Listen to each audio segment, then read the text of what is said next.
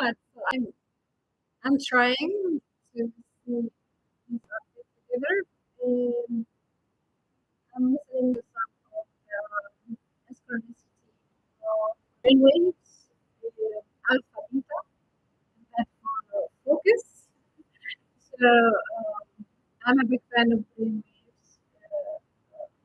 and what align with it because we are if you say energy means electricity. So the conduction transmission requires lots of attention to what point of balance are you regulating and how it goes with you. I'm not sure. So and at the same time, I don't know if this works or not. So it's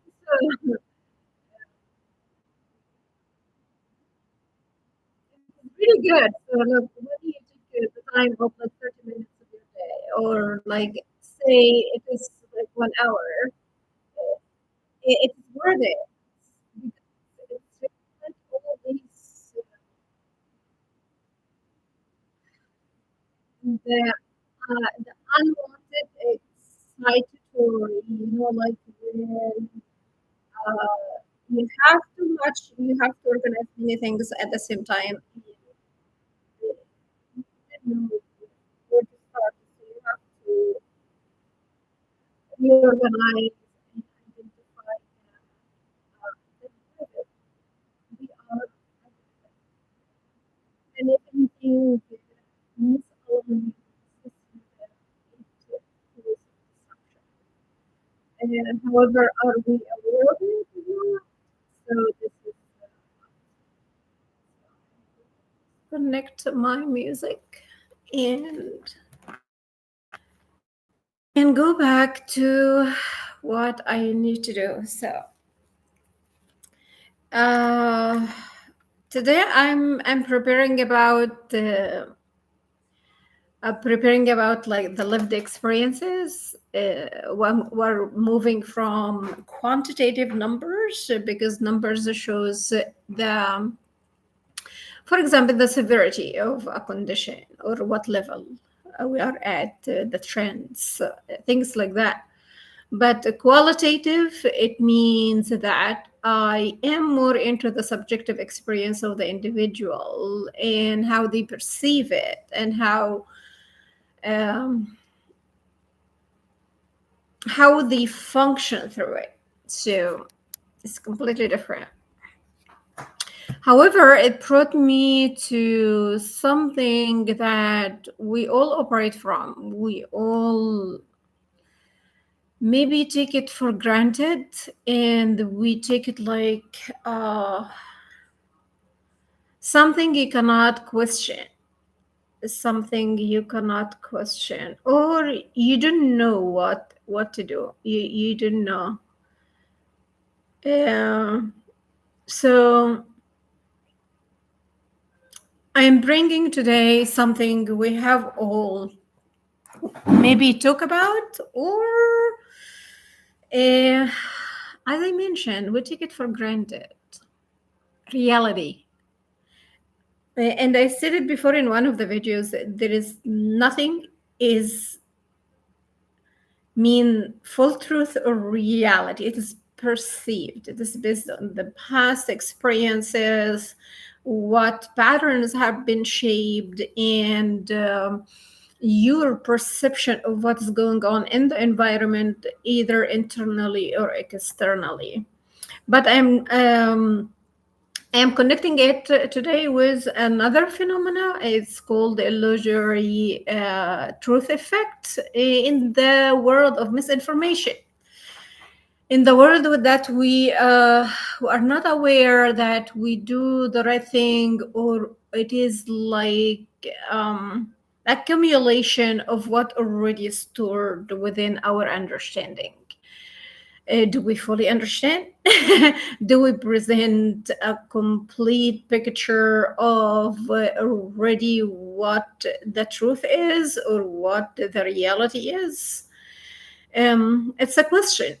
It's a question. It's perception goes with memory as well, so it's part of it because it's you have like all these embedded memories, all these lived experiences, and it's based on the severity. If it left a mark on you or not, are you acting from secure or insecure state? Are you from stable or unstable? Are you anxious? Are you disorganized? What state are you operating from, or what systems are you operating from? Are you more active on the cognitive function of this is the top-down approach, or are you from limbic? This is the fight that the bottom-up approach, or from the autonomic or limbic system approach, that is the bottom up. So the upregulation is increasing of the specific receptors, and downregulation, decreasing of some receptors. So the mechanisms of that, either electro or biochemistry, are they in alignment or not? So a lot is going on within us, with every thinking, with perception, with every understanding. So I am continuing another part of our matrices on aggression, but in correlation with reality, perception, perceived reality, and the phenomena, or we have the concept of illusory truth effect. Once we say effect, so emotion in there, so it's going to be amygdala. So yeah, so it's going to be part of it. Is sometimes like others, their emotions are high dominant on their perception than the facts are presented. So it's based on the past experiences or lived experiences, and then the conclusion or the behavior, what we see, that is that what you found. So, and the qualitative now, listen, we are shifting from it is what it is into that what I found. So means it is open to interpretation, is open to different perspectives, it's more open into the personalized or the humanistic approach in understanding a behavior. That based on questions, and so interesting. I am still like trying to master the interviewing process. So how are you doing? Are you doing like open-ended questions or closed questions or statements? What is the purpose of any of them? So all of this is shaped the overall outcomes of any situation. Any situation, wherever you are, like among your family, friends, your loved ones, or you anywhere outside, or interacting with somebody you know, or somebody you don't know, or group you know, or familiar with, or group you don't know. But however, the brain is normally is looking for what is relevant, what is familiar, and connect and make assumptions and conclusions. And most of the time, are our assumptions are true or not. So that is a part of the questions as well. After understanding the mechanisms of the perceptual experiences, I said, oh my goodness, I have to deconstruct everything. I say it is a fact, this is what it is, or that. I have to deconstruct all of this, because it's not what you think. It's not what you think. We, like humans, are operating from heuristic or relevancy, or whatever is familiar, or what is connected with the past and lived and the patterns. So sometimes, like, but neglecting like the differentiation in language, age, gender, race, ethnicity, because culture is as well is very complex. So they have, you have the main group, you have the subgroup, and you have the in group, and you have the out group. So, and you have the cross intersectionality of other groups. So it is more, and all it's impacting all our perception and the perceived reality, and our decision making, conclusions, and understanding of anything happen in front of us. But however, as another thing is like the, we go to psychodynamics, the ego. And when the ego or the bride or brood come into the equation, or that what you see, the barriers, the conflict, the misunderstanding, the dis-ease, the discomfort, the contradiction for between the values, beliefs, and whatever is already at the comfort zone, when it is presented with something that disturb this, it brings this disease, and this alter your the perception, alter the memory, alter the experience, alter the behavior, everything. So it's so interesting how we understand that, and it is based on what is the person is functioning from the top down, and they say this is the logic, the cognitive processing, using all the the skills that they have to figure out the situation, or are they acting from the bottom up, that is the limbic or the autonomic, is the fight flight. So we don't know what system are they operating from. So I will continue that, because now I am in the process of this disinformation, misinformation, fake conversation, or fake news. What is true, how to discern, that is the whole.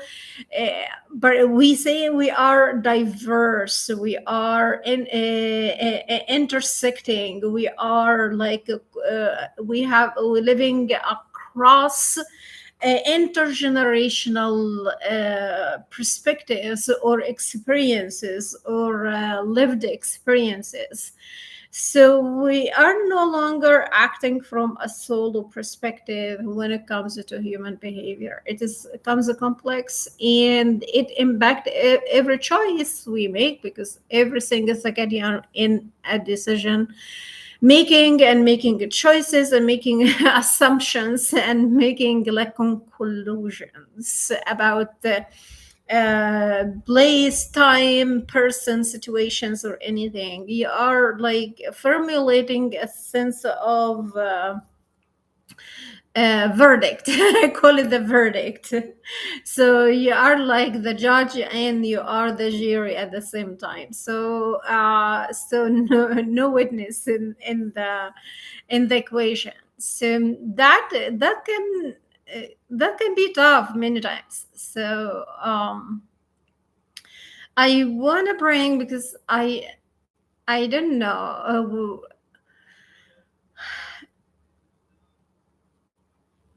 the more you notice why things happen and how they happen, you have to stop and you have to think about it, but not to thinking too much. It's a thinking to seek understanding. It is and non-judgmental, and it is not the final assumption or conclusion about specific behavior or specific situations. It is, I want to understand, and that was the mind of the inquisitive, the say adopted the investigator, the inquisitive, the inquiry mindset. So you are seeking the question for understanding. You are seeking the statement for having a better understanding, and have formulating a certain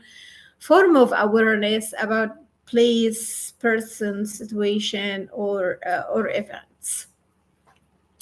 So I found myself like I say, what if the scenarios of what if we don't have a chance to talk one another? They said don't explain yourself too much, because the more you explain yourself too much, you are more to be predictable, the more that the aggressor take advantage of, and that can cause harm. So this is part of the discernment as well, whom I communicating with, what type of questions, what type of the context. I bring all the context, what type of the situation, when this conversation took place, and what was the event or the occasion that this conversation took place.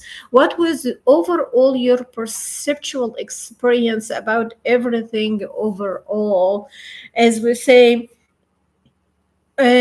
trust your gut, or your intuition, and that is more empathetic processy, that the person that already tune into others can navigate through like the something is okay or not okay. But however, our perception shape the majority of our understanding to the world, our decisions, and the choices we make. The choices we make. However, I'd like to bring some light on that.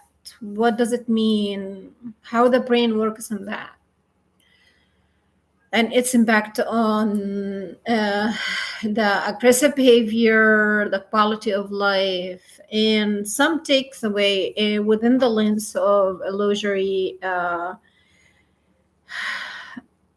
truth effects. Well, I said before that nothing is full truth 100%, because we are intersecting between memory that can past, present, future, and perception, and the context where the situation is being given. So I am gonna bring let me see. I don't know if you can. I don't know if I play music. If can you hear or not? I don't know. I will show in the after recording if it is working. But this is alpha beta. Just if you would like to foster like clear thinking, that is the way that you can integrate within your day. I can grasp a little bit. We all seek clarity, and when clarity comes, uh, we understand what we need to do. We don't exaggerate or give the situation more than it deserves.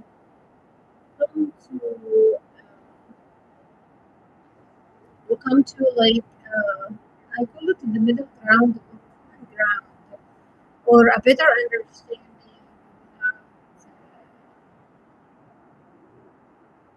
without harm. So do no harm. That's the fact. So how we understand do no harm within the culture of those and what does it mean? What does it mean?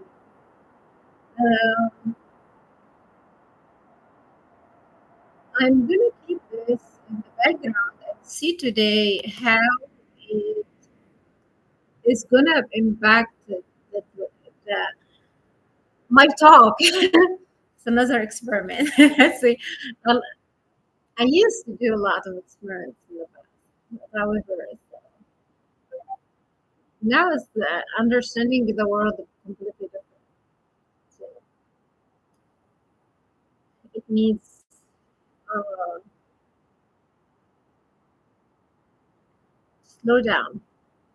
You need to slow down. So I am bringing bringing aggression, reality, perception, and perceived reality within the framework of illusory truth effects. So I'd like to start with um,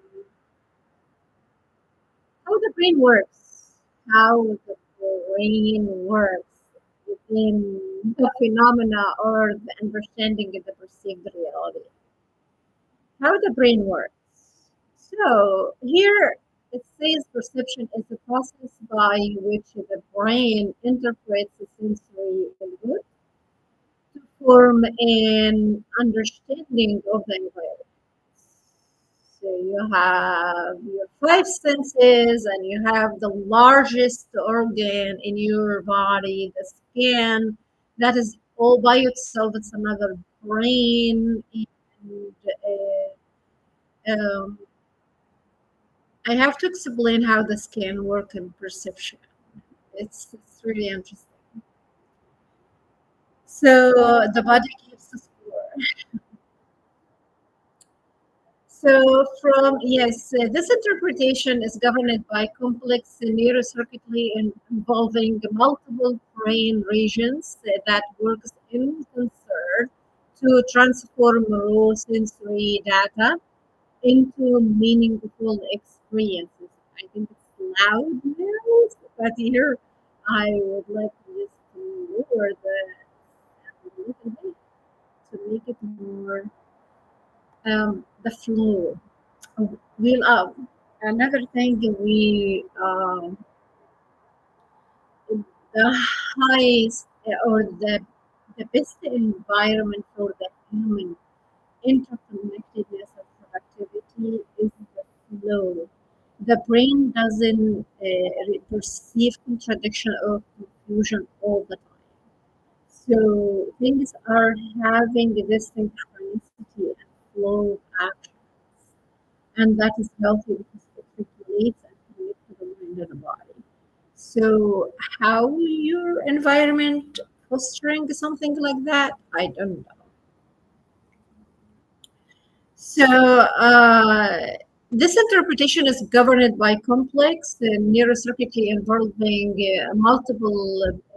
multiple brain regions that work in connected to transform raw sensory data into meaningful experiences.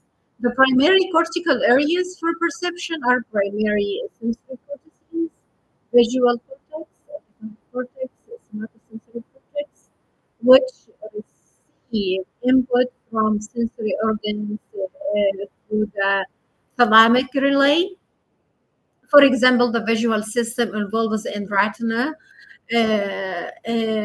lateral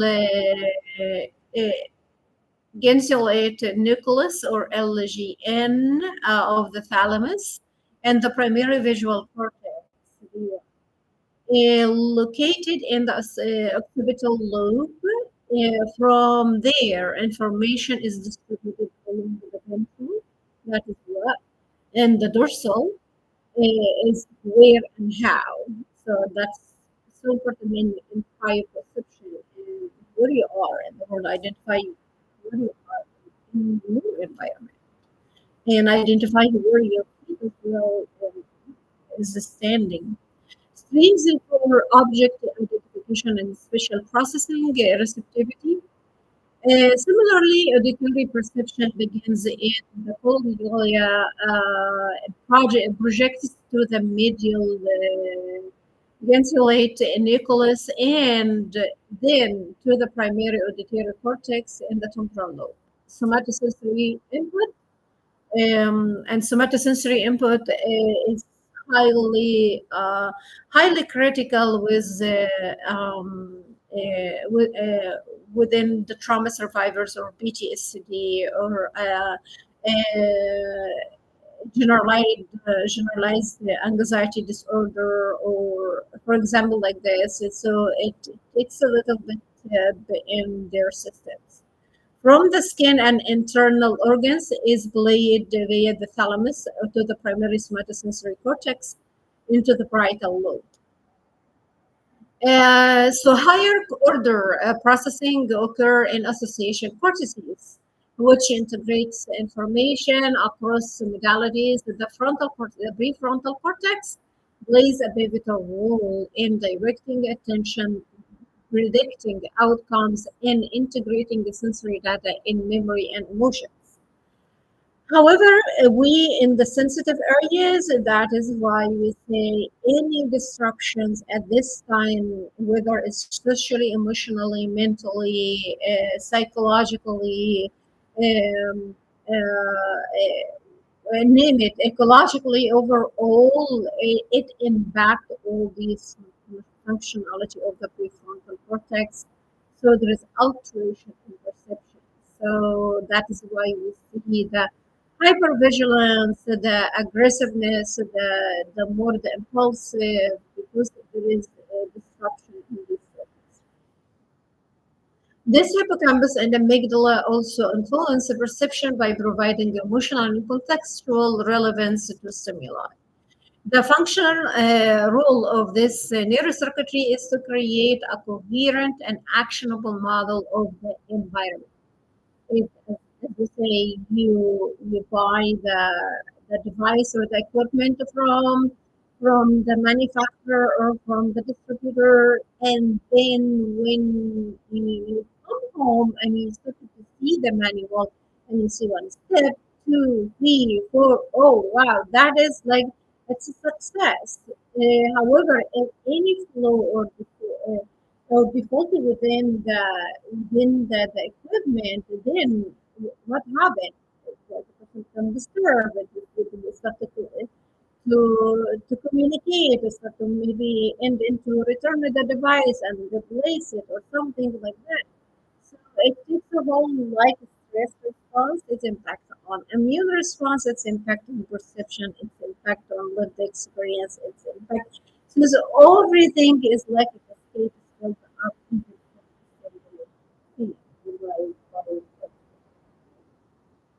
this model is not a directed replication of the external world, but a constructed experience shaped by attention, prior knowledge, and expectations. So at young age, we learn by association, imitation, modeling. So there is environment, or there are adults, or there are like events or situations that allow the child or those who are still in their developmental stages, they are perceiving everything and making conclusion assumptions, making the like understanding of it, but based on what is presented. So with the brain using so with the brain using the past experiences to anticipate the incoming sensory data, a process described as predictive coding theory. So your body is like have its own algorithm from past experiences and how far you pay attention and your past experiences or prior experiences and knowledge as well, how far you are focusing or paying attention to what information is coming and what is the speed of information processing within the brain. It is based as well on the developmental stage and the the medical or the health state of the person or the circumstances, are they under pressure or there is a flow or it's like it's like a coincidence. It happened at a sudden or not expected. So this will contradict what are my expectations of in the situation and what already happened. So there is a conflict. Then there is something disrupted in the model. So then there is a differentiation in perceived realities. Because the perception is inferential, so this is we don't say inferential. This is quantitative. So There are variables, there are input, it's like computation, exactly like the input, the processing, and the output. And we see what operations occurred in between and what was the environment and what led to what the cause and effect of it. So the brain, but in qualitative is no, we're not dealing with cause and effect. We are dealing with um, the experiences, its blueprint on the individual and how it shaped them furthermore to the negative or so for the top-down influences like the beliefs, emotions, and context, we can alter how stimuli are interpreted. This is evident in optical illusions, for example, hallucinations and attention biases, seen in conditions like schizophrenia or post-traumatic stress disorder, where neurocircuitry involved in sensory integration, emotion regulation, and memory is disrupted. And that is, takes a lot on the metabolic function of the body, particularly the central nervous system. Individual differences in brain connectivity can lead to unique perceptual experiences, as in age, gender, race, ethnicity, culture, the developmental stage, the state of the neurocortex and amygdala, the hypothalamus, the neocortex, the prefrontal cortex, the occipital lobe, so how their perception within the visual and auditory input, and are they sensitive or hypervigilant or um, overloaded cognitively. So the fault mode network and the salience network play a role in internally directed thoughts and determining which stimuli are important, affecting what aspects of reality are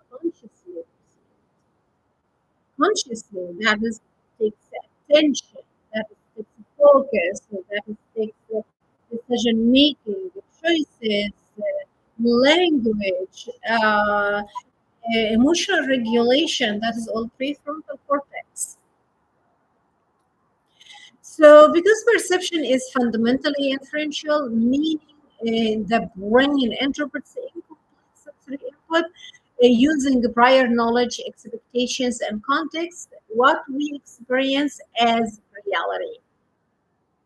It's not an object, a reflection of an external world, but a constructed internal model. And that is the difference between, we call it the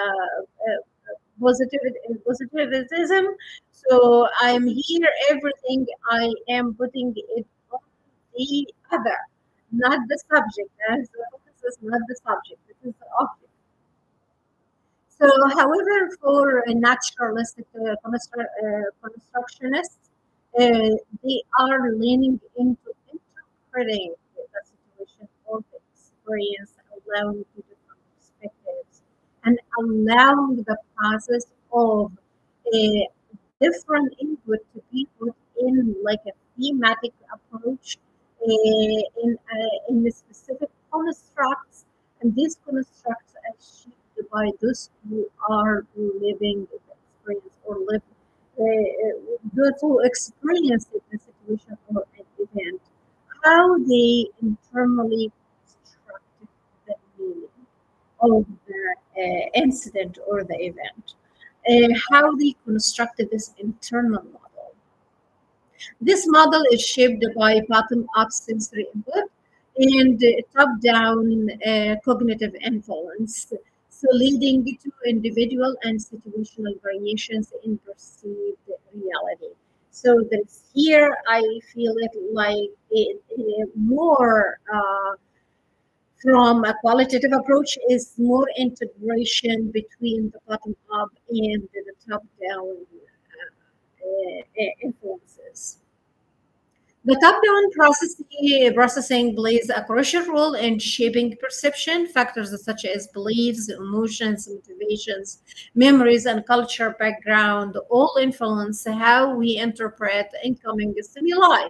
For example, a neutral facial expression may be perceived as threatening by someone with heightened anxiety due to hyperactivity amygdala response. We are not understanding why people do what they do unless we have an evidence why they do what they do or why they behave the way they behave.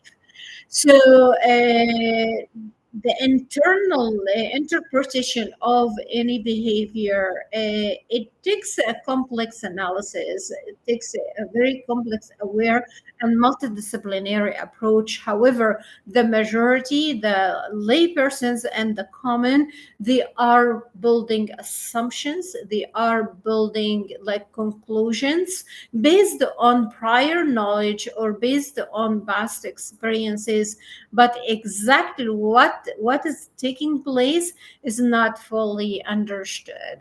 So we have perceived reality, not a reality. We are acting from most of the time from perceived reality. So, and bias in interpretation circuits, because yes, so whatever you we have the process of confirmation bias. For example, you have an understanding that this something or this group or this individual, so and so and so whatever is happening, you are going to perceive it from this lens that you have prior knowledge or prior understanding about it, but it's not in depth and it is not shaping a true reality. So, biased interpretation circuits in the prefrontal cortex. Similarly, expectations derived from past experiences can cause the brain to fill in missing sensory information. It's like your brain is doing the homework for you. Okay, you have hard time to look for the words, to look for the process of integration to understand. I'm gonna fill in the gaps, fill in the spaces for whatever is stored already or embedded within the memory, incorrectly leading to phenomena like optical illusion or false memories. And this is a whole different approach. This false memories, that this is one of the defendant or those who are witness or like victim, the defended the victim, they can use this as an interrogation or our investigative window to understand exactly what occurred. Because under pressure, under stress, there is heightened cortisol, there is heightened adrenaline. So the prefrontal cortex, fragmented. You have a fragmented memory. So, and with combination of filling in the gaps for you, that your brain doing the work for you, so it's gonna be like the scrapbook. It's a pieces not matching together, and that what can turn the whole case into something may harm somebody that didn't commit what they are claiming or what they are assuming. So it is highly not to judge or not to make an assumptions unless you have a full evidence, and this takes time and it takes multidisciplinary approach. In clinical conditions like schizophrenia, the prediction error mechanisms of the brain, which help detect mismatch between expected and actual sensory input. So that is expected. The expectation of, let's say, it depends on the level of training, prior knowledge, experience. What do you know about this condition? What do you understand within the gender, race, sex,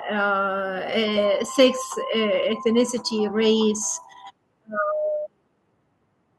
level of education, uh, medical history, morbidity, are they co-occurring with other conditions, or they are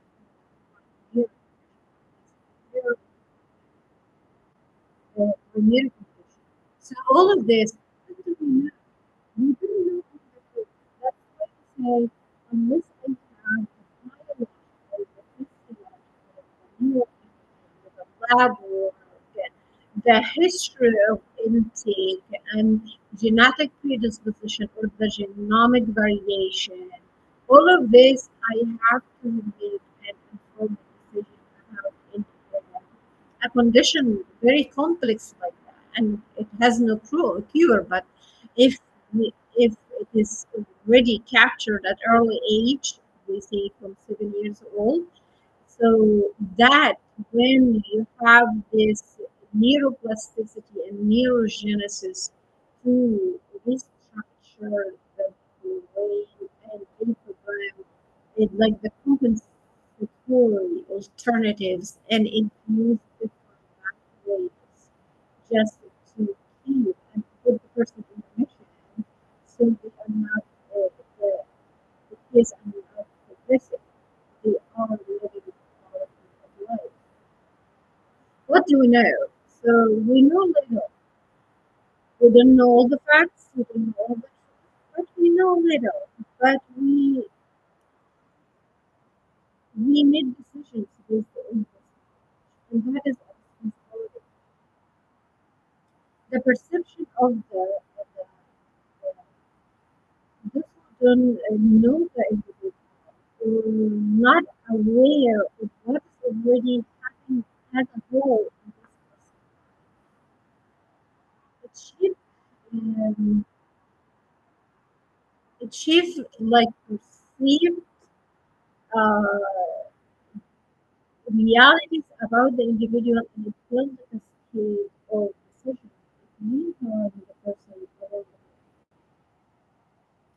even the individual doing it more. So, both ways it works. So we are here the prediction error mechanisms of the brain which help detect a mismatch between expected and actual sensory. Do we have the the studies that capture real-time brain waves and brain patterns and the blood flow and the activation of the region? Do we have real-time info? Yes. If we have real-time, that is highly specialized, personalized techniques, then we can build an informed decision based on that. Other than this, I say I I didn't know it. I didn't know it. Are believed to be impaired. This is function involving regions like the prefrontal cortex, the hippocampus, dopaminergic midbrain can cause hallucinations or delusions, where internally generated thoughts are misattributed to external sources. It's all internally because that is biochemistry and the neurofunction and structure.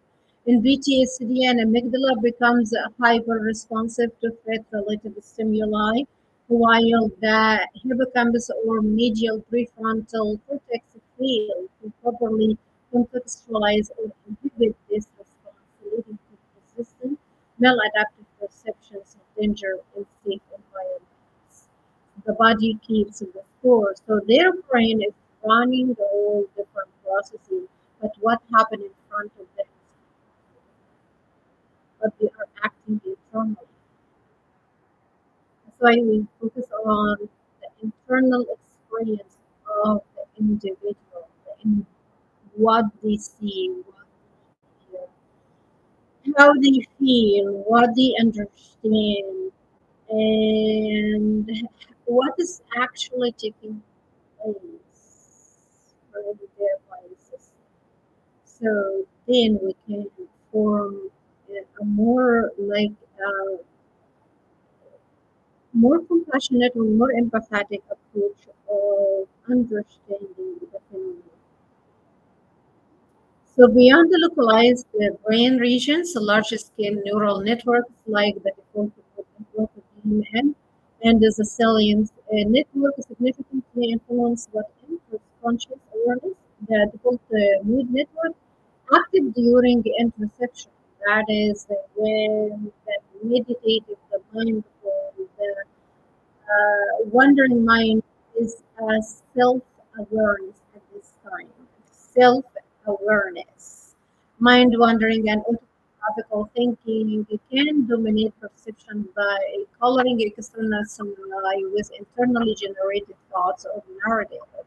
For example, during daydreaming or rumination, real-world stimuli be filtered out or interpreted through the lens of internal dialogue, skewing one's perception of reality. So when it is comes with comorbidity and morbidity, so we understand that there is another scenario is running on and alter this perceptual experience. So how can we understand that this is given information or the facts? Along with the biomedical advice and social knowledge, how can we do so the salience network, which includes the anterior insula and the anterior cingulate cortex, act as the gatekeeper that determines which stimuli are most relevant or salient at a given time. This network helps switch attention between the default mode network and externally focused networks, shaping which information is prioritized in consciousness. Disruption in this balance is seen in disorders like depression, autism, and psychosis can lead to abnormal faltering or enhancement of stimuli, further distorting subjective reality. So there is not separation, there is an internal interpretation of what is happening, but actually in the actual world is something else completely taking place.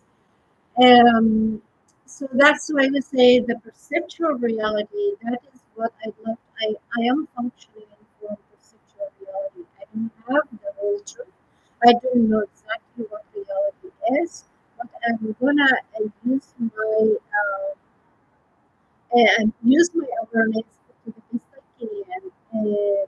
However, not be judgmental and from empathetic approach. So even in non-clinical population, individual differences in neural connectivity and cognitive style can lead to unique perceptual realities. For example, people with high sensory sensitivity may experience more vivid or intense perceptions due to increased activation in sensory cortices and reduced gating by top-down control. So with those who are highly sensitive, first they observe other emotions rapidly. And if somebody like around them is sick, they are gonna feel sick. So if there is too much noise, you can see like for example putting the in their ears. If there's too much from their visual processes is coming into, you're gonna see they are putting their hand on their eyes because their body is started uh, to react in a way that that may overwhelm. You can see somebody's running where there is no need to run. But this is how the sensory input is overwhelming the central nervous system and the sensory overload over time. It doesn't happen today or this moment. It is just this is the break of the situation, or this is what brings that over the threshold, and sometimes it is like it is in the depolarization. So I have high like a long term action this increase the threshold can increase the sensitivity of sexual experience for individual groups of age, gender, race, sex, ethnicity, culture, and their medical history and their family history. So we have to understand that we do this, and when we see these activities, we are not. I witnessed many of the comments. It started to bring the situation over to the individual that we feel like humiliated or we cannot be because this is recalling and this is living the trauma. So when we understand how we interact around this is as as community, as a group, as everything, we understand that we are not dehumanizing the individual. When the reactive response or this their over stimulated central nervous system is acting out that is autonomic, that is natural, and even the person sometimes you say, I know I do what I do. So what do when there is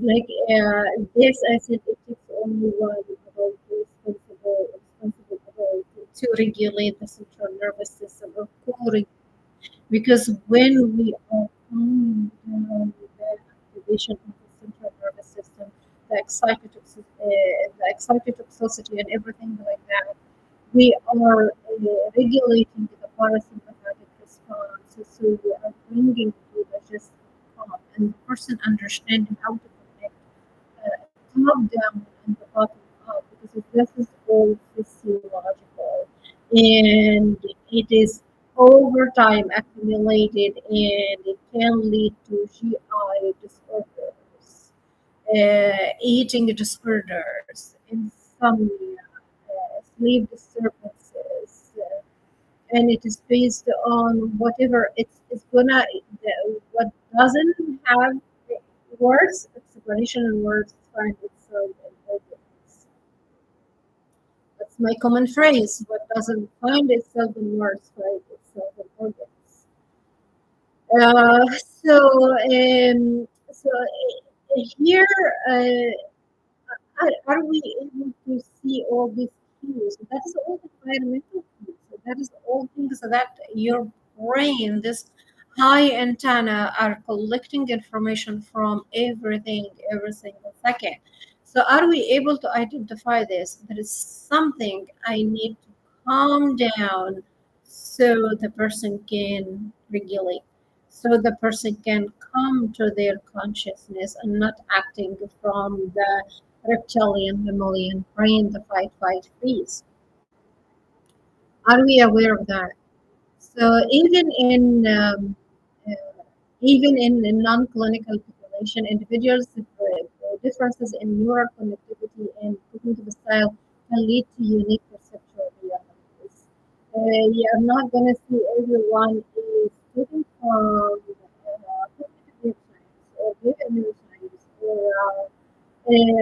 or social neuroscience or all things like that. They understand, okay, this is happening right now. This is how the brain and the body are reacting. This is the you don't see that. Even continuously, they have accumulated history of patterns of behavior. So they are repetitive. That is like and we see that the implicit and the empathetic memory things are being done automatically, even without they are thinking about it. But their perceptual stimuli or what is coming into their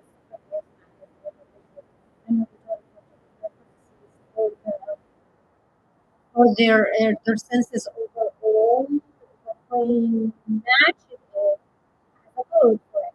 This, that, this, that. So it's a machine.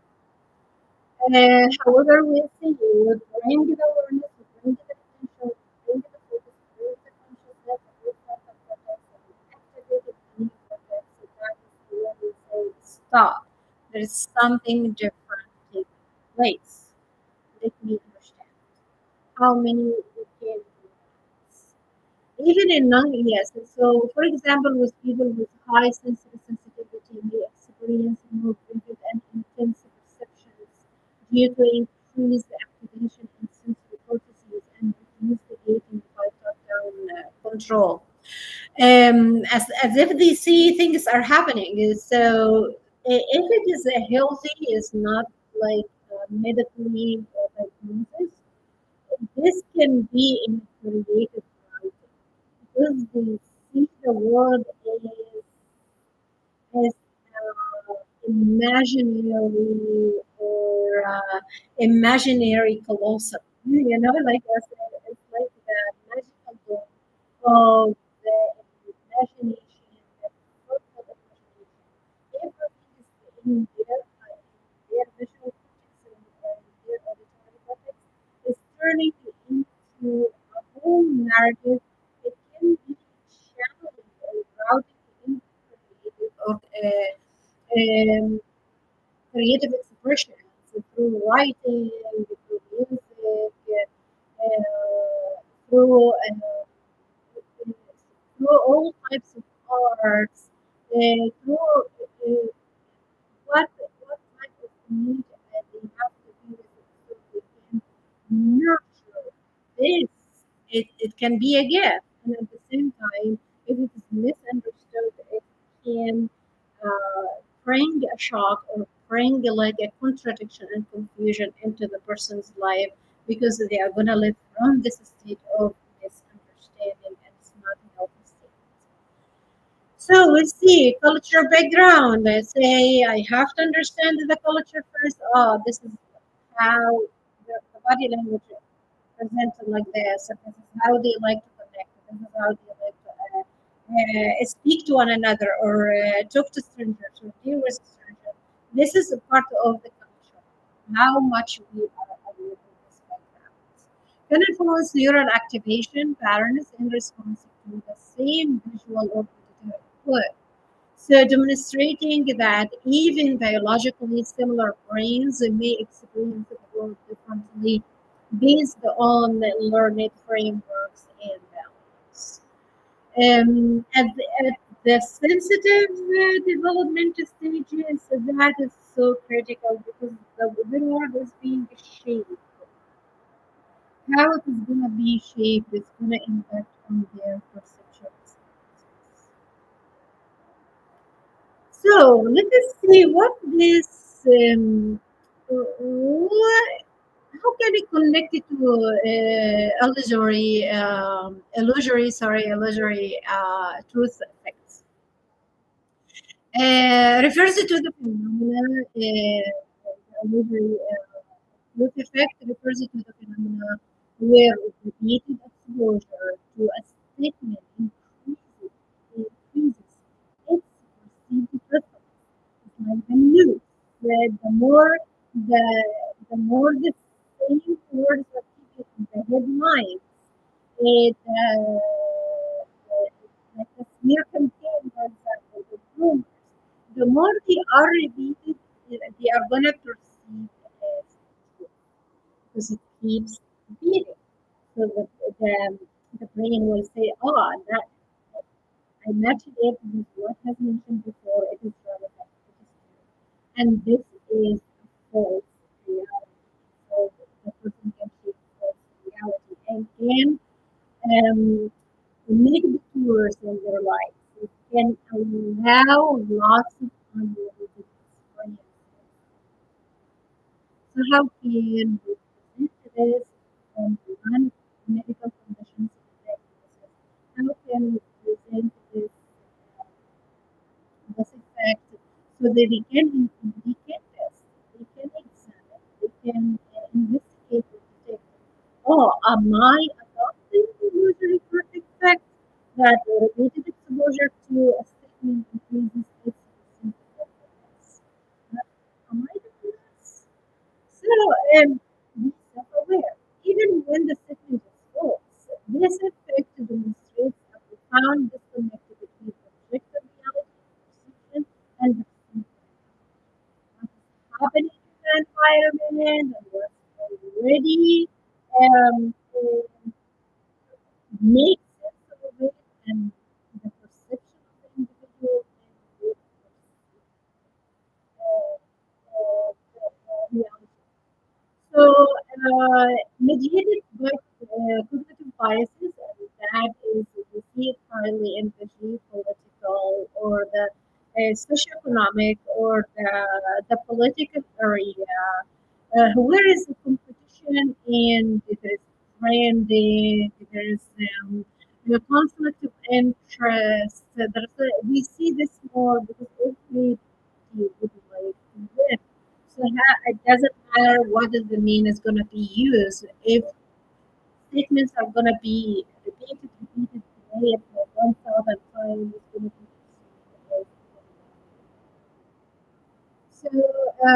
so, it biases on neurocognitive processes that govern attention, memory, and belief formation.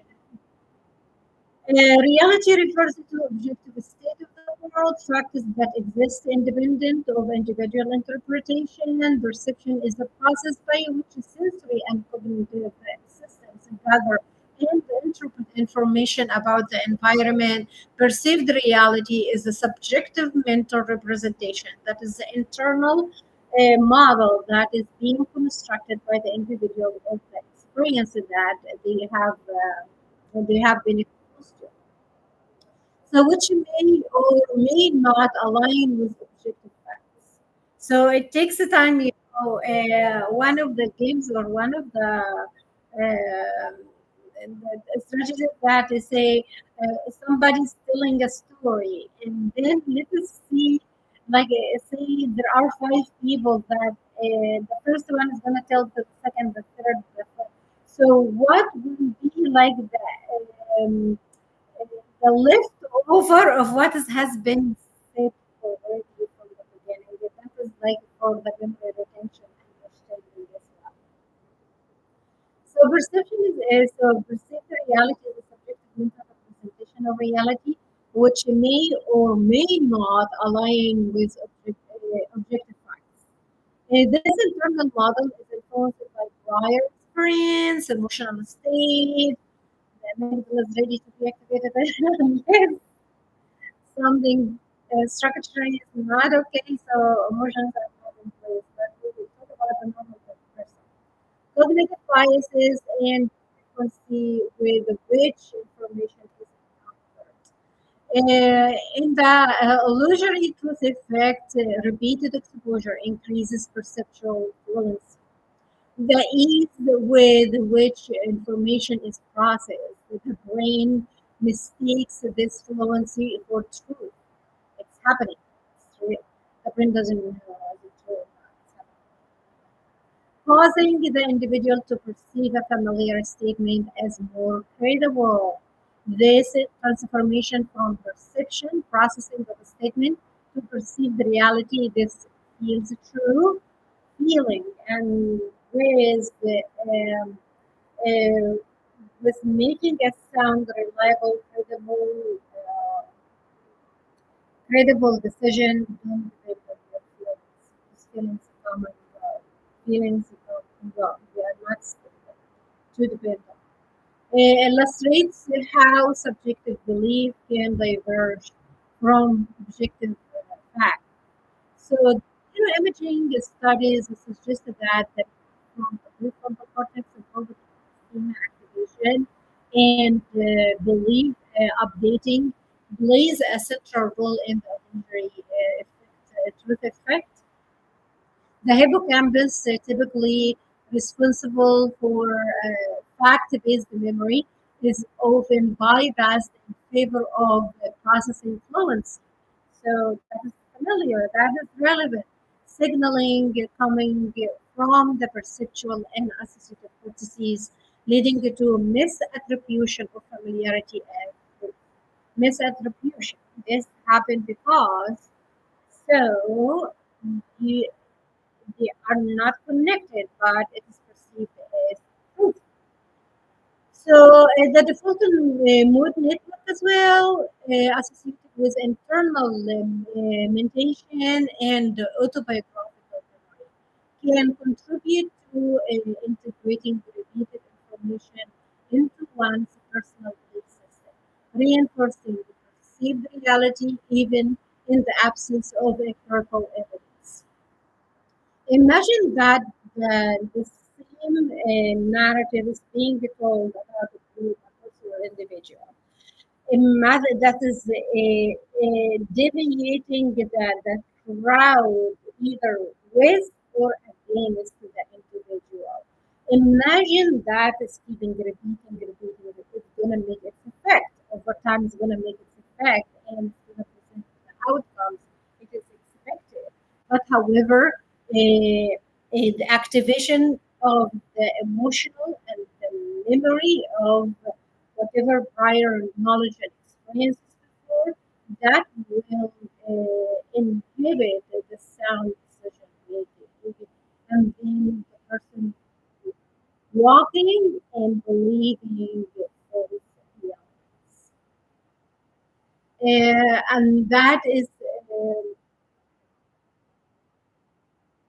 that could be damaging to those who are more susceptible for to believe such patterns of misinformation.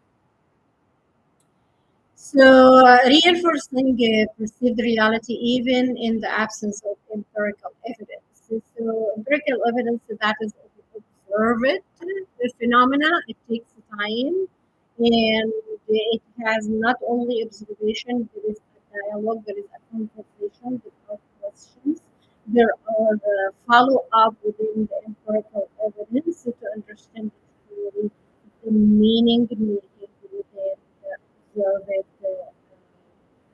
situation or phenomena or anything like that. So it is not building assumptions. It is not depending on the assumption. It is opening the perspectives of interpreting or internalizing the perceptions. So the illusory truth effect exemplifies how perception is not a neutral gateway to reality but biased memory influence filter. And when information is repeated, it feels more fluent and thus more familiar. Then the brain goes what is familiar, what is relevant, and take action right away. So without balancing the pros and cons of what is true. Because the brain equates ease of processing with truthfulness, this fluency bias alters the internal reality. This, so the internal reality model is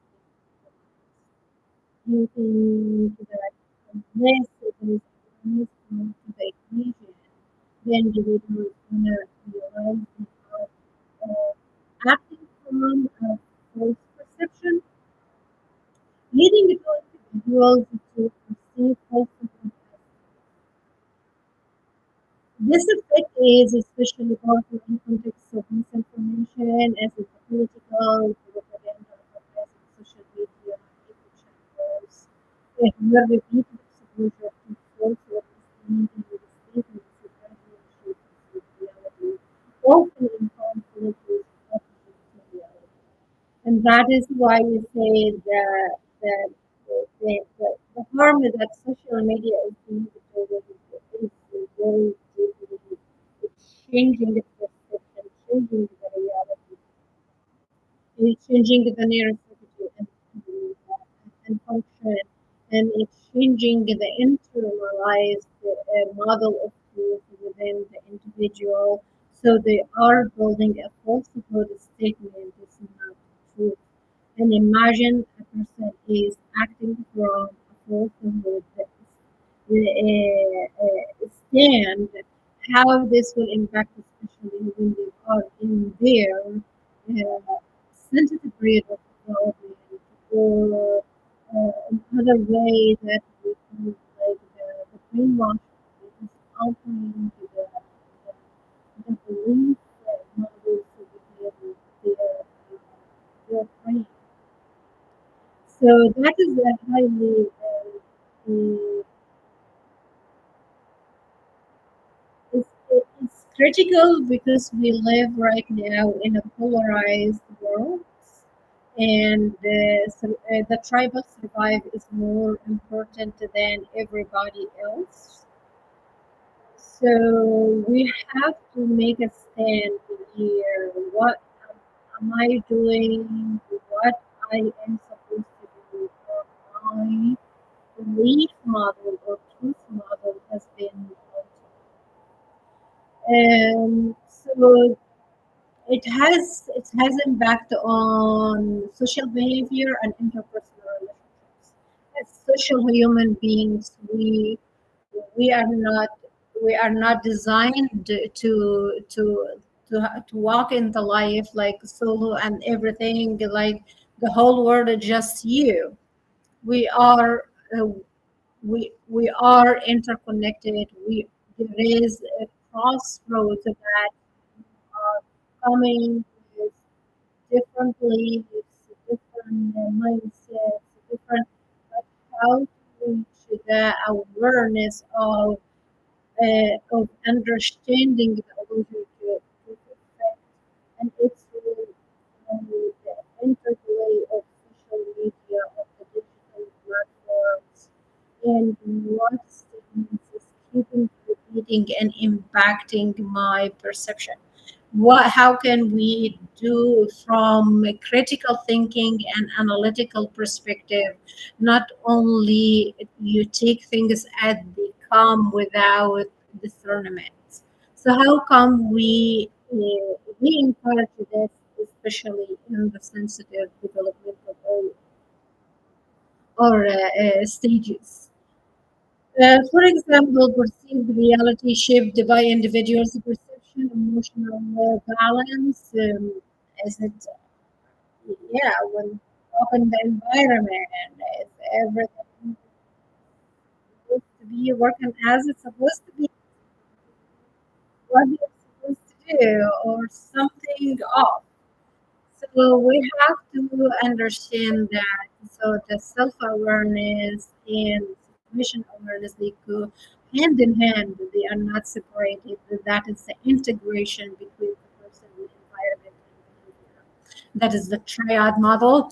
The triad model, the person behavior and environment, the triangulation of the end. And the cognitive biases strongly influences social behavior and interpersonal dynamics. When individuals internalize repeated information, whether true or false, these attitudes, judgments, and behaviors adjust accordingly. This is especially significant when such perceptions relate to others' intentions. And in every situation, look at the intention and the motive. Unless you have a deeper understanding, you're going to understand the intention, the why, the ventral, and the ventral and the dorsal, why, how, and what. So it tensions political ideologies and social group identities. For example, if a person repeatedly encounters media suggesting a particular social group is threatening, the illusory truth effect can reinforce the prejudice beliefs, leading to biased interactions, stereotyping, and social exploitation. The same not only for group individuals, it can happen in nations, it can happen. So that is the psychological tactics or the psychological technique or strategy to influence the perceptual experience. So we have to question, we have to discern, especially, and how does it serve you? These distorted perceptions contribute to polarization of social relationships, the survival, where individuals increasingly engage in information bias. They are looking at these behaviors.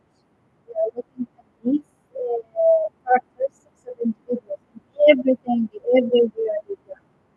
And then, and whatever you are thinking of, you are being attention to, you are invited.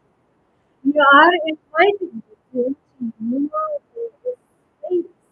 So it's not only the thought, it is paying the attention to the thought. And what is the seeking the relationships and information that align with their perceived reality while avoiding contradictory viewpoints. So if something presents with the opposite view, the, the, the, selectively, selectively, and so as selectively we paid attention to the choices, we selectively ignore the other or the contradictory situation. So interpersonal conflicts often stem from divergent and subjective realities, where individuals activate on what is true, but on what feels true to them, and depending on the feelings that a reality, yes, identify your feelings, but they are not your fault. So, a reality constructed through repeated exposure, memory distortion, and emotional reinforcement. At a broader level, like social cohesion and empathy are deeply affected by the alignment or misalignment of perceived realities among individuals.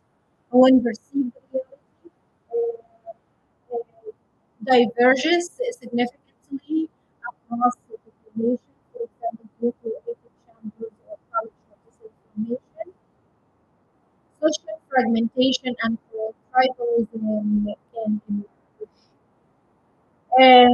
It's not only the social fragmentation, memory and perception fragmentation. Common ground becomes difficult to establish when each group operates under a different, undermining interconnectedness, trust, and cooperative behaviors. Group members itself can influence the perception. The research in social neuroscience. I did social neuroscience in my undergrad. I did behavior neuroscience and social neuroscience and the regular neuroscience and anatomy and physiology to understand how all this works. So shows that in group out group biases alter neural responses to other pain or successes. So how they perceive your pain, how they perceive your success, that tells a lot about the internal model of interpretation of the lived experience, modulated by the medial prefrontal cortex, amygdala, and anterior insula regions implicated in empathy and social evaluation. Media environments heavily exploit the illusory truth effect by repeating simplified, emotionally charged messages. So they work on the mammalian brain. You would like to fit in. You would like to belong. You would like to live in harmony. Name it. That is the social being that is created, that is seeking the tribe, belonging, the fit in, the communication, the connectedness, the relatedness. That is why we find the shock when this doesn't happen with the expectation during the sensitive neurodevelopment and the sensitive period of development, and that is why we it is being it to the adulthood, and it impacts the development of your interpersonal relationships, whether they are like what type of relationship they are looking for, that is from their operating system based on the altered model of truth and their perception. The illusory truth effect if you'd like to, and working on the mammalian brain.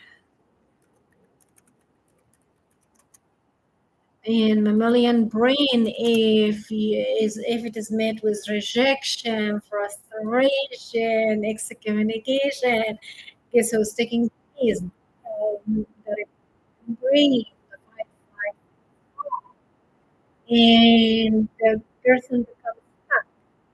So that's we call it the stuckness regions of the brain, the reptilian and the brain in the moment. First, the person reach out and like the child reach out and nobody answered them. So it disrupted their world. If we understand this, and unfortunately, if the mother has the same trauma, because to the offspring, one will take these traits, and because it is dysregulated central nervous system with attachment style. So this is a whole different perspective how this bottom up and top uh, modalities are intersected together, and how we in a health people we seek integration. So when I say I stated before that my focus is bottom up approach because this is when the rupture initially takes place. The attachment and what has been compromised for generation. So what is so we say the reptilian and the mammalian brain when it is restriction, frustration, anger, or maybe activation of the reptilian, the stuckness model. We call it the stuckness model. So the person is acting from the animal brain. So there is no chance for a healthy human brain. There is alteration of the neurocortex and the prefrontal cortex. That is when we say we elevate it to understand, discern, and differentiate between the truth and not truth. And it takes time, but it takes willingness. And as the aggressor seek the intention in the harm, it's supposed that the person that is already susceptible for that, with this intention, they need to educate themselves and understand what systems they are operating from and their perceptual experiences, um, their perceived reality, their memories, their emotions. If they are in this brain and we understand that million brain seeks safety, no safety, seeks love and belonging, no love, no belonging. So it's name it. So the juices of the animal kingdom, I call it like this. Because yes, it is exhausting and it is depleting the quality of the human life. And God said, you are fearfully and wonderfully made. That is my verdict. You are fearfully and wonderfully. I am stubborn. I am stubborn. And each behavior present to me is the reptilian memory. That is the stuff about. They say we haven't reached God's verdict yet. We haven't reached it. We are in the 21st century with artificial intelligence. Now the humanoid models taking place in new places. They are walking around us or is here like in some countries they deploy it. They deploy humanoid models into high ranks of positions. So and our humans, we are we are supposed to be creating lot of all these technologies, all this science we are investigating, exploring. and evolving with it. Still, we see the brain will serve a function. So, as if say, look for the motive and potential. Are you okay with it? Not certainly. Well,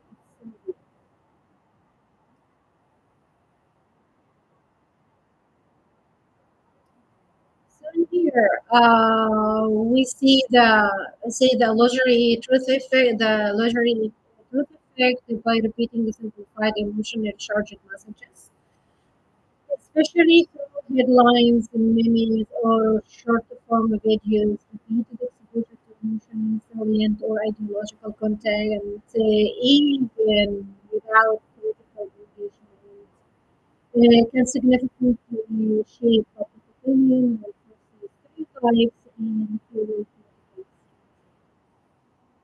So imagine a child watching the guy, they think that is a lot. The brain's natural tendency toward the cognitive economy, preferring quick, familiar, so this is another thing is uh, Pandora appears with gratification based gratification.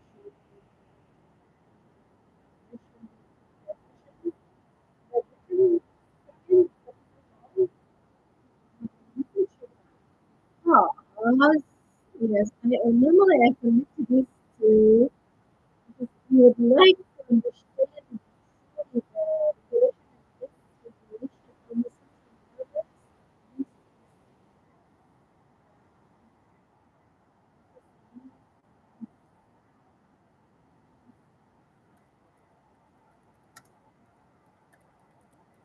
this was a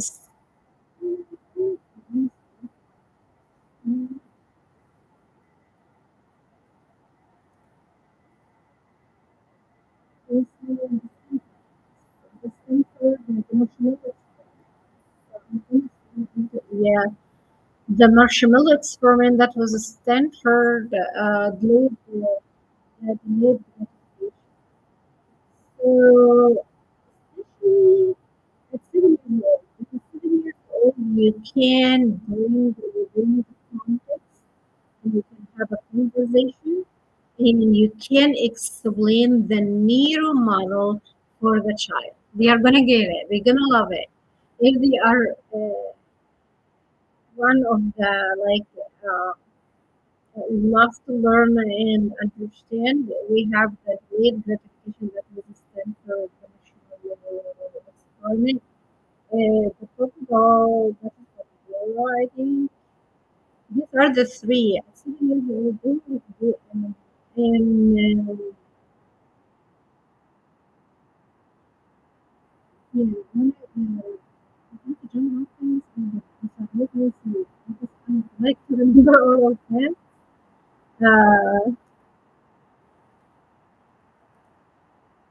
The aggression experiment, yeah, Pandora, the Papador, the learning, the social learning theory.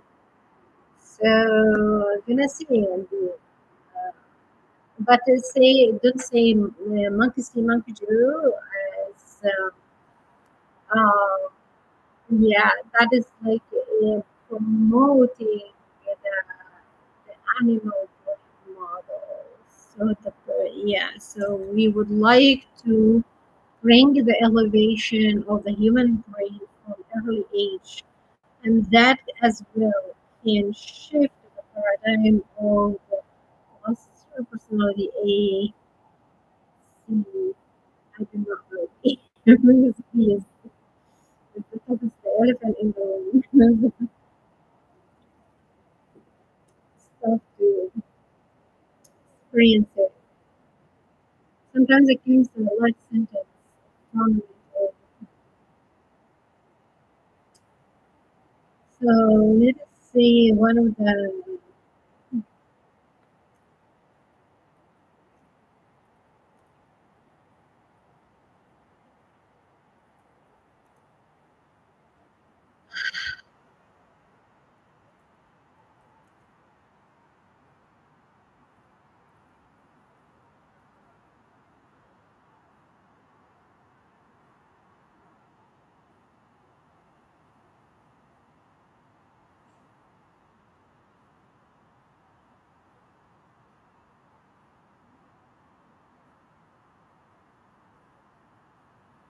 Yes, another one is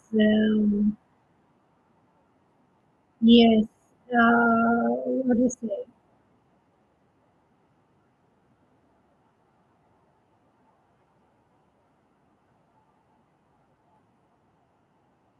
The little the sensitivity level, the desensitization, sensitization.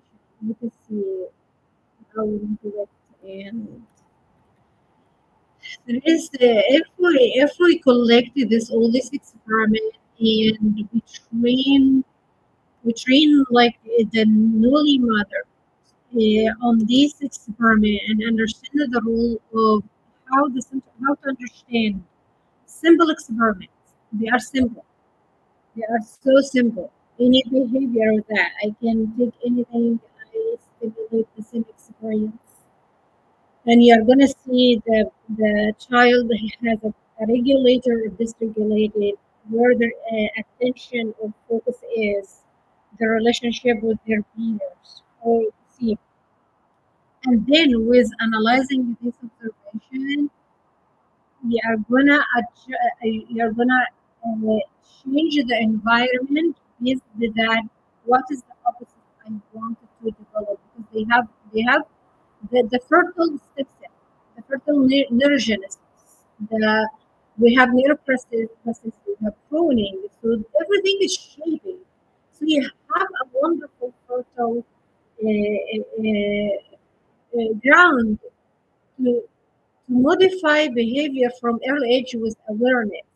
It is intention why I am doing this, and it is collaborative. And all adults, because they are modeling, they are learning by association. The behavior is being shaped once they come to 7 years old. That is their identity is promoting. So that is so critical. If I understand exactly at 7 years old what point they are acting from in their belief system, their sexual, and their regulation of the central nervous system. There is another experiment with the children as well.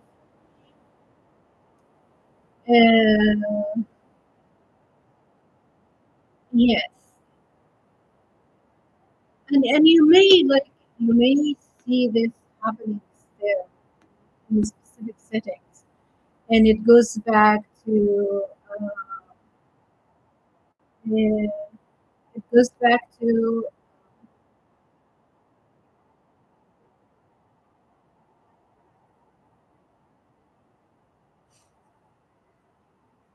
this another experiment in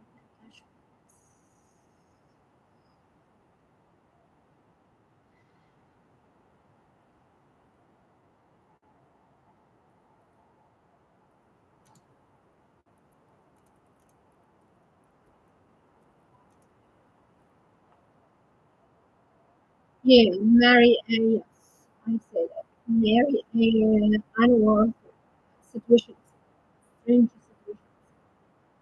That is the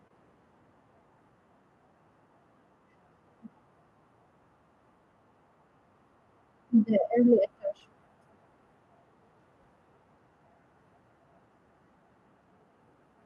and that is a developmental psychology. Developmental psychology.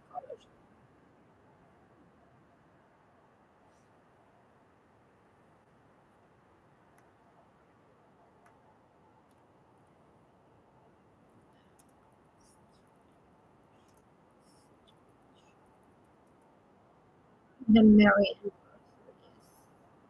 yes. The original happens.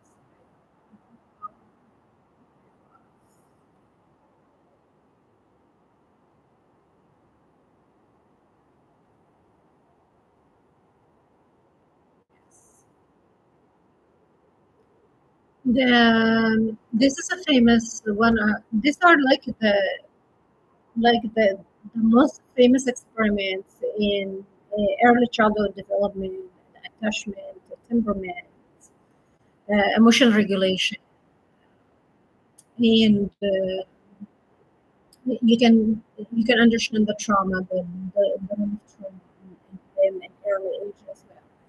So they are very important experiments, but how can we modify them to the situation of the family, of the caregivers, and understanding these experiments and matching them with similar behaviors that they happen from early childhood, for example, 2 years.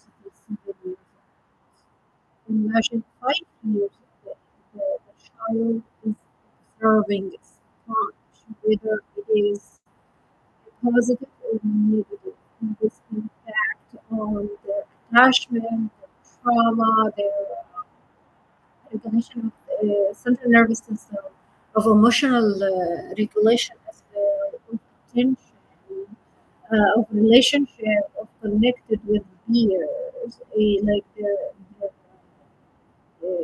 other children in their environment, or the parent-child relationship, or the child-child relationships. So it has a lot of it.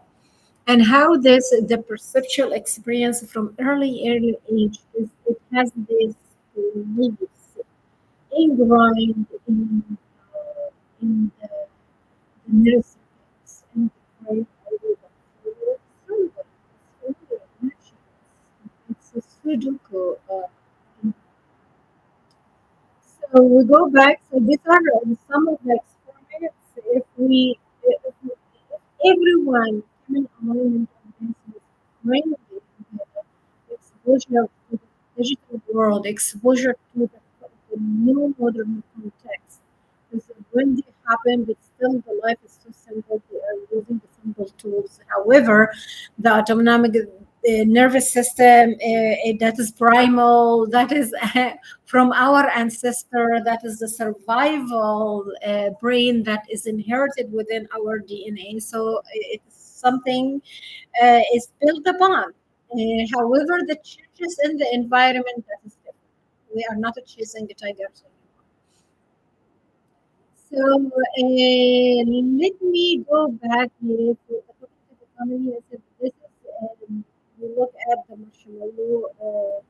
marshmallow experiment. That's the Stanford, the Pupidol experiment, and the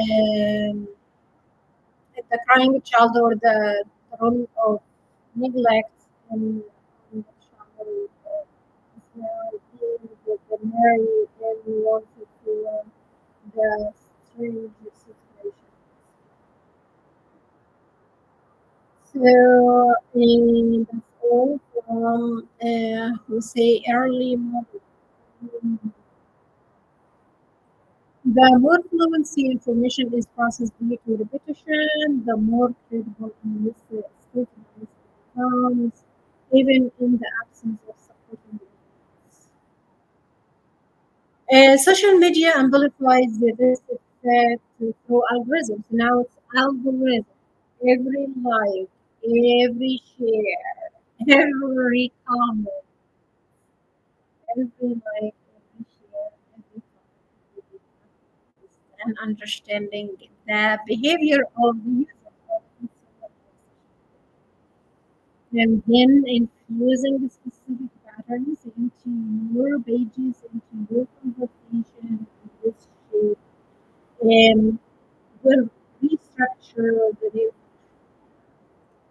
and the pathways as well, the activity, whatever, or action taking. What type of action is being taken? What type of beliefs are going to be pursued? Selectively exposing users to familiar narrative that align with their cognition and emotional preferences. Reinforcing cognitive cells that further shaping, so we are not operating from silence. Now, social media became like a doctor for everybody. So became like it is like the ultimate or the absolute truth for majority. So if they would like to know something, learn that they go to social media and here we go. This is what happened and really happened. Know it or not, true or false. Yeah, that is the heuristic memory for being able to earlier.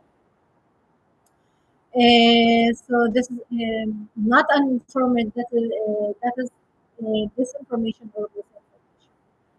And that align with their cognitive and emotional preferences, reinforce cognitive silence. So the person in the social media, they are some right now. Their true relationships with the social media, not. And that is why they call it social media. It's another propaganda, I think. I don't know why they call it like this. Cognitive styles and further shaping the individual recognitive responses to truth and beliefs. At the same time, many are using the social media to educate, to inform, to share knowledge among others. That is good. That is good. But with evidence, it is more credible. Chronic exposure to emotional charged, repetitive, and or misleading information does not just affect cognition. It can rewire neurostructure over time. Long-term changes have been observed in the default mode network, salience network, and prefrontal limb connections, particularly when individuals are frequently exposed to misinformation or emotionally manipulated. For example, the amygdala hyperactivation may occur in individuals regularly exposed to fear-based messaging, increasing anxiety and noise and threat perception. Prefrontal cortex regions which mediate executive control and critical thinking may be bypassed or weakened with frequent reliance on emotion. Fast acting heuristic. I said the person look for the relevant and familiar and take action. And many times it's not the right step to take. However, this is reprogrammed and rewired over time. Hippocampal engagement is essential for contextual memory and reading the distance. Reality testing may be diminished when information is accepted without scrutiny due to its familiarity. If you are a skeptic, I encourage you this time. Be skeptic. Question everything is being proposed to you or you are exposed to. Question everything. But don't allow this to take more space than it wants to become permanent. You started to differentiate between the fact and the propaganda, the fact and the propaganda. It's not what's true and what is not true. So, uh, therefore, so when you are allowed this critical thinking process, the new plasticity illustrates how this reality is not psychologically malleable, but biologically adaptable. The brain structure and function can shift in response to the quality and quantity and emotional settings of information and process. So your brain is adaptable, but overloading it, what comes with this in emotions, this is perception, this is increasing of electrobiochemistry metabolization of unwanted toxic infusions. So why we are like the person is conditioned or positioned to, to perceive whatever is coming onto them is in specific narrow lens. The construction of perceived reality shaped by perception, memory, attention, and repeated information exposure. So repeat, repeat, repeat, practice, practice, practice. That is how you master. So that is how you get the information into your head, or you memorize it, or you started to understand it. That is repetition. by repetition, learning by repetition. So imagine the same text, the same images, the same context you are being exposed to over and over and over. That's reshaping your beliefs, reshaping your understanding, and you're shaping your memory, attention, and perception.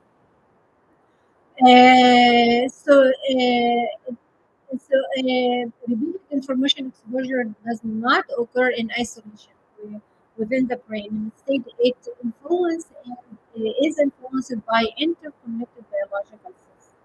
Your heart rate variability, your breathing rate, your pulse, um, your body temperature, even your sense of ease of discomfort, headache, nausea, whatever. So it's activating the physiological. Sometimes it come into pathological. It's leading to disease.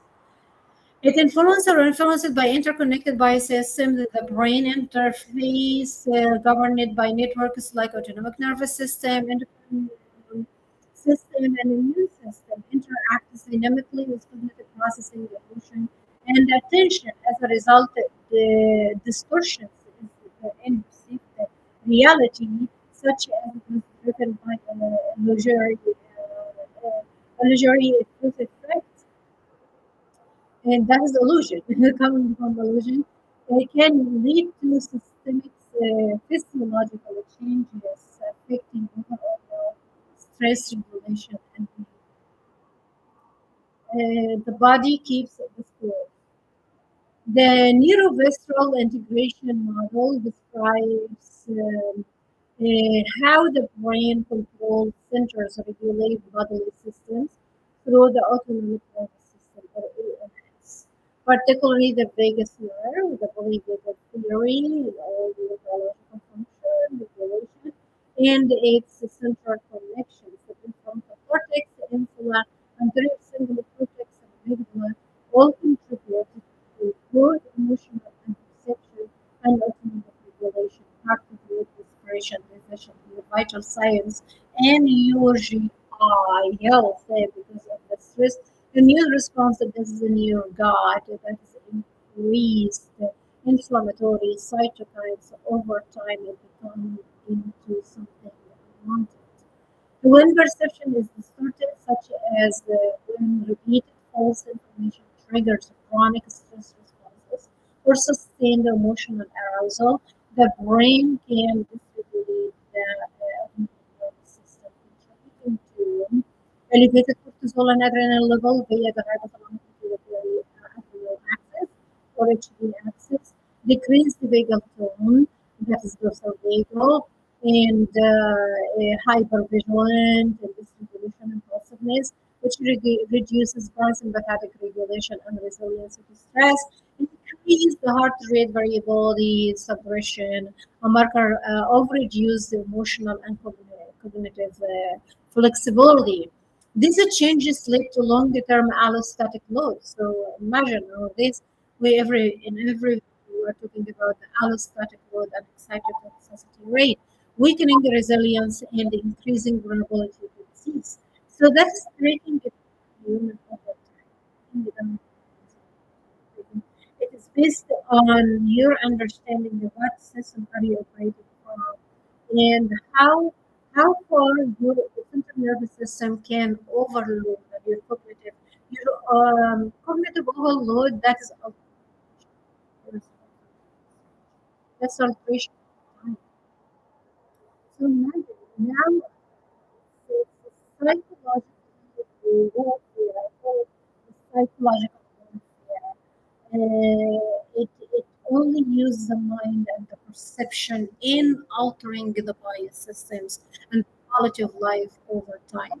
Perceived reality shapes emotional and cognitive responses, which in turn affect new functions, exposure to emotional charges, and speed in your anxiety, especially when you are grounded in your phone, in your computer. It's in the gathering if you are like meeting with others are interested in this chit chatting. It You walk in normal, you walk away abnormal. That's how we say it. You walk in normal, you walk away abnormal. So it's a compromisation for me. Repeated exposure to emotional charged, misleading, or anxiety-inducing content, especially through media, can shift the immune system toward a pro-inflammatory state through chronic activation of the sympathetic nervous system and cytokine release. We said like interleukin 6, the family of interleukin, the complement cascades, and the tumor necrosis alpha factor alpha, so neurotrophic factor, so things like that.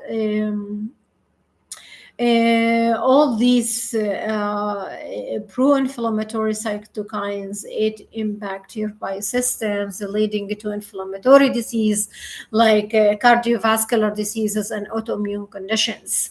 So overactive immune system, so it's supposed to rest or identify this is a virus or not, but it's like a zombie having a party. Reduce immunocompetence, increasing susceptibility to infections, neuroinflammation, which affect the mood regulation, memory, and decision making. Repeated cognitive reinforcement of negative or false narratives can thus alter immune function mediated by distorted perception and emotional processing. Imagine somebody doesn't like you at all. They will love to do that. Whenever experience or contact with you, they are gonna, yeah, thrive on activating your autonomic nervous system, and they are happy to do that. And that is, we see the hidden intentions. Distorted or biased perception, such as from illusion based beliefs, information, or chronic exposure to misinformation, can alter large scale brain network connectivity, affecting brain integration. Default mode network or DMN engaged in self-referential thinking and narrative generation, overly active in rumination and delusional belief formation. This is a state of confusion, not aware what is happening, and unable to make an informed decision or a well understanding what is going on exactly. So that is uh,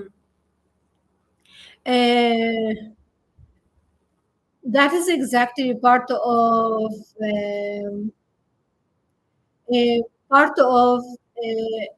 what we say, part of the brain activation as well.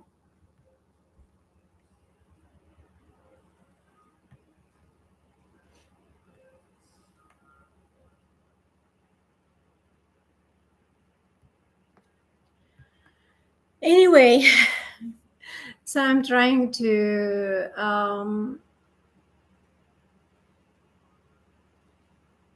yes.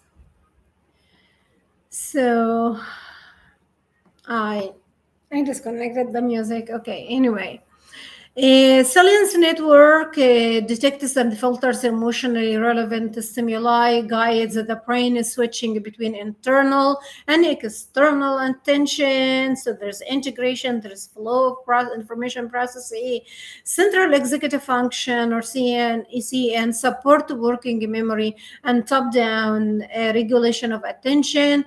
Reduced connectivity here correlates with diminished critical thinking. To make connection relationships between complex abstracts or concepts. That's all critical thinking.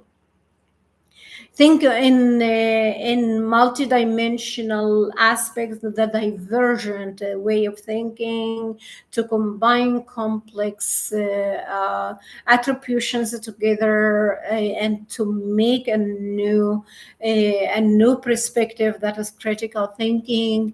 Difficulty distinguishing fact from belief, reduced metacognitive awareness, persistent of distorted internal models of reality, what's actually going on, so acting from a state of confusion. This pattern mirrors the disruptions seen in disorders like schizophrenia, post-traumatic stress disorders, and major depression, where brain networks desynchronization alters the integration of emotional, cognitive, and perceptual processing.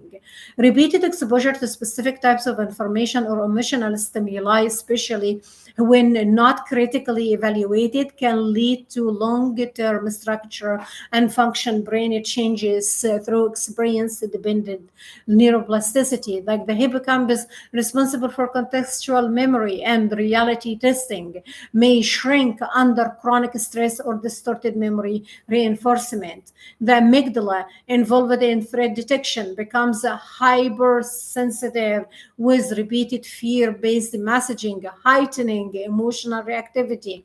The prefrontal cortex, especially in the dorsolateral and the ventromedial areas responsible for critical evaluation and inhibitory control, may undergo synaptic pruning and diminish activity under conditions of passive information consumption.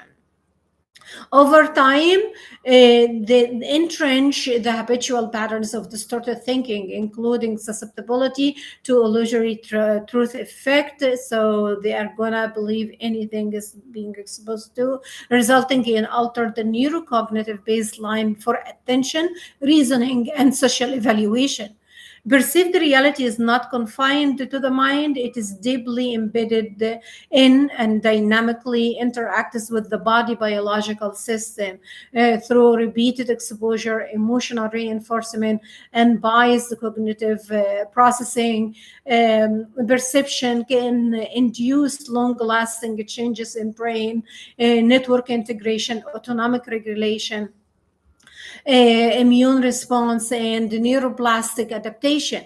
These changes influence behavior, social interaction, and health outcomes, highlighting the necessity of critical awareness, media literacy, and neurocognitive resilience in an increasingly information saturated world.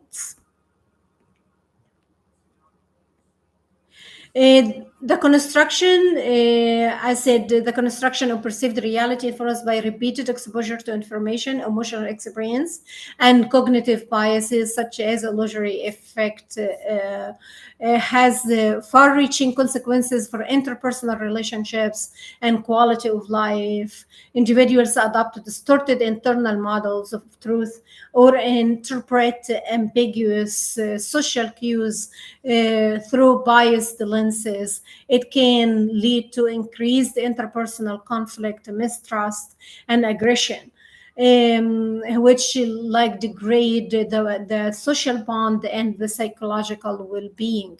Distorted perception alters how individuals interpret social signals, such as tone, facial expression, and the intention. When these cues are perceived as threatening or disrespectful, especially in the absence of active justification, objective justification, it increases the likelihood of reactive aggression.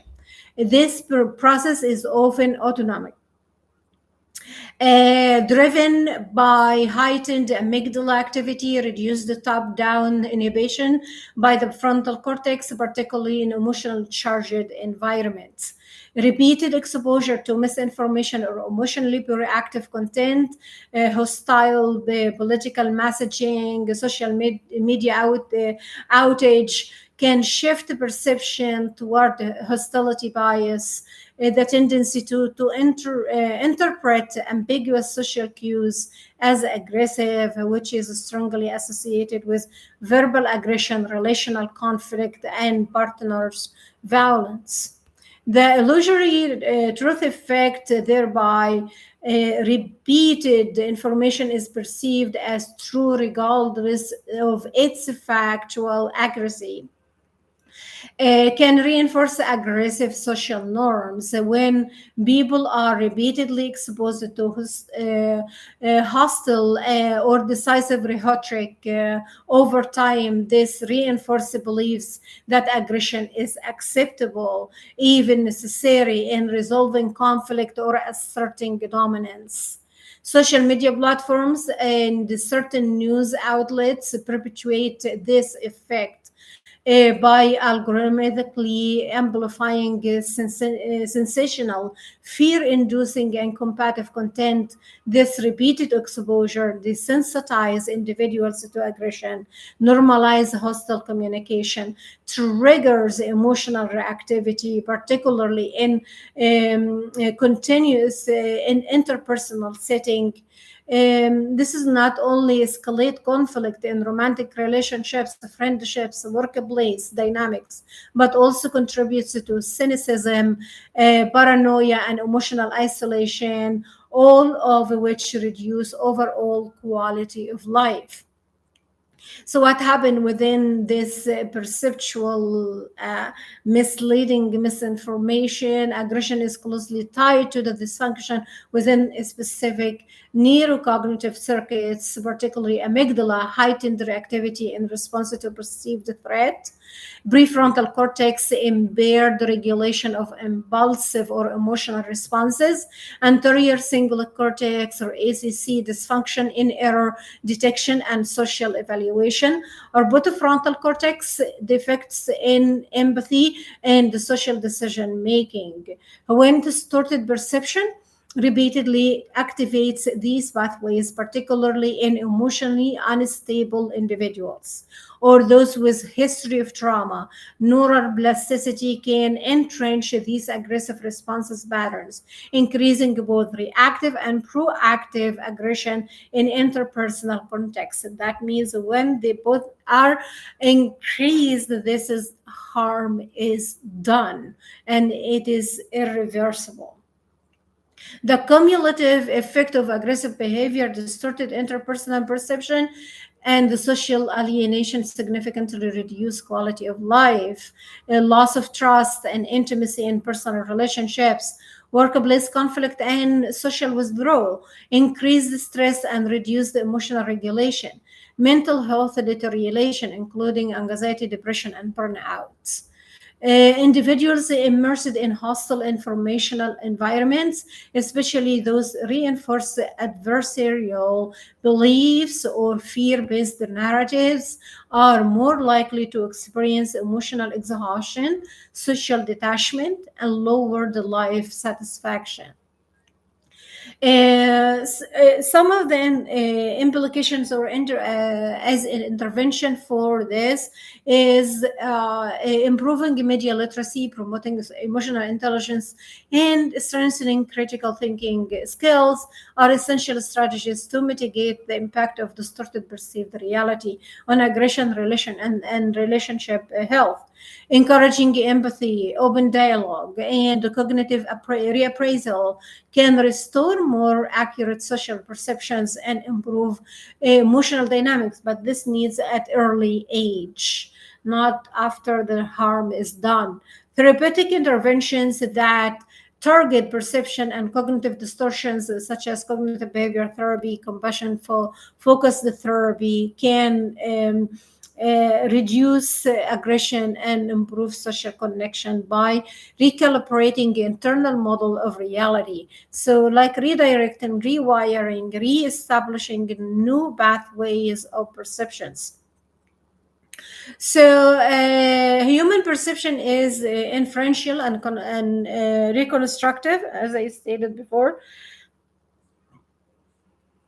Process, the brain integrates bottom-up sensory input with the top-down cognitive frameworks shaped by memory, attention, emotion, and expectations to form a perceived reality, which can diverge significantly from objective reality. Repetition alters belief. through the illusory truth effect. The illusory truth effect demonstrates that repeated information, regardless of factual accuracy, feels more believable over time. This cognitive bias, driven by processing fluency, influences personal beliefs, systems, and behaviors, even among well-informed individuals. When it is repetitive, the brain say that is legit, or that is okay, pass it on in the memory. Distorted perception affects the social behavior and aggression. Biased or emotionally charged perceptions, reinforced through media or social discourse, can lead to hostile attribution biases, fueling reactive aggression, interpersonal conflict, and social division. These distortions degrade relationships quality, reduce empathy, and undermine community cohesion. Chronic exposure to emotionally provocative or misleading content alters not just the beliefs but brain structure and function. It disrupts large scale networks like default mode network, like the salient network. Uh, affects the autonomic nervous system and promotes stress related immune and hormonal dysregulation, especially with sensitive developmental stages. It is very critical because it's going to set the stage for how far they are going to be more aggressive or hostile toward others and themselves, impacting long-term mental and physical health. As perceived reality becomes skewed, so there is deviation, and this is when we say the outliers. The outliers can be the victim or the aggressor, both.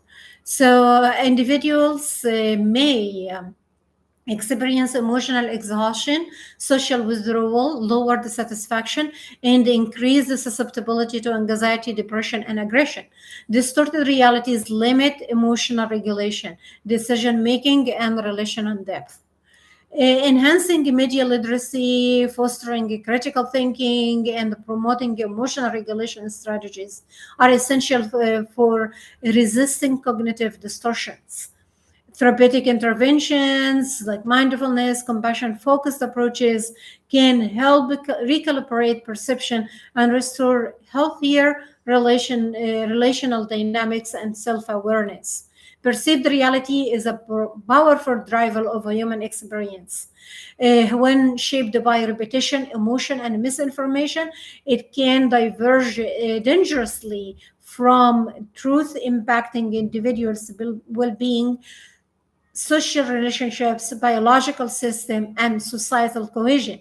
Protecting the integrity of perception through education, awareness, and emotional intelligence is not just psychological imperative, but public health and ethical one. Perception is not a passive reflection of reality, but an active neurocognitive mediated process through which the brain constructs a model of the world, one that is shaped by memory, emotion, attention, and social context. The concept of perceived reality, therefore, emerges not solely from sensory input, but through dynamic interaction across neural networks such as the fault mood network, Cillian network, and central executive network.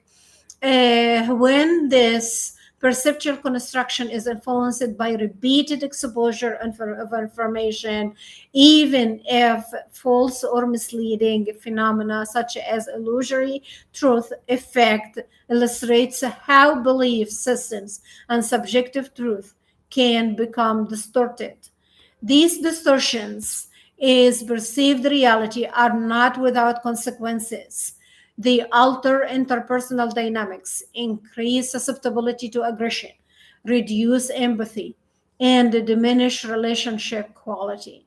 In a society that where media exposure is ubiquitous, and often unregulated in emotional or factual content. These, especially social media, these cognitive biases can entrench hostile social norm, exacerbate conflict, erode quality of life. The impact extends beyond the cognition, influencing autonomic nervous system, endocrine system, and immune systems through brain body pathways, leading to chronic stress and systemic dysregulation. The convergence of perception, neurocircuitry, and social environment highlights a pressing need for intervention that foster critical thinking, emotional regulation, and media literacy, addressing the vulnerabilities of human cognition in the digital age is not only essential for individual mental health, but also for preserving social cohesion, empathy, and collective well being. Understanding and safeguarding the integrity of perceived reality is both neuroscientific and societal imperative. So we are social beings, but how our brains are interacting with environment and its impact on the biosystem with the perceived reality and within the illusory truth framework with exposure, repetitive exposure of misinformation. This is highly critical issue right now because this will impact the health and quality of life and well-being more than any other thing. Many people are moving into completely to their cell phones or digital platform because that is what they found maybe whatever positive or negative influence there. So and that is like the giant growing within the society, and its impact it is reaped in different level of in health and disease, and its impact on interpersonal relationships, the community cohesiveness, and the understanding of the human condition or the perceptual experiences, how they are formed, how they are operated. What lens are you walking in the world? Are you taking everything you are exposed and infusing the false narrative within your belief system, or you're gonna start to critically think and understand that does it present a fact, or is it truth or not truth?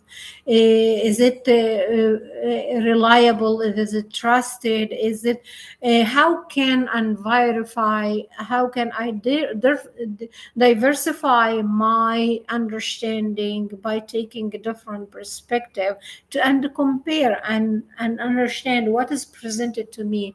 Is this the right equation that I can digest? Because everything is being metabolized into your electrobiochemistry and into your brain and body and mind and impacting overall your allostatic load. So this is a whole new integration of illusory truth effect, illusory truth effect, and the reality and perception and perceived reality within the the overall impact on the brain and the biosystems. So I hope this will present another piece of aggression matrix and that present everyday behavior and everyday attitude and everyday choice that you are walking into life. What system are you operating from? Understand it. What systems are you operating from? So I am stopping right here, and I wish you well. So I hope these experiments you started to review and see its impact on the child perceptual experience. And it's going to be interesting if you started to examine these experiment at 7 years old, because this is when you put it in a context. You can have a conversation, you can educate, you can inform, you can start to design a specific environment and behaviors, so you can redirect or make the discourse or take a different action from what is supposed the autonomic nervous system is carrying out. I wish you well and peace.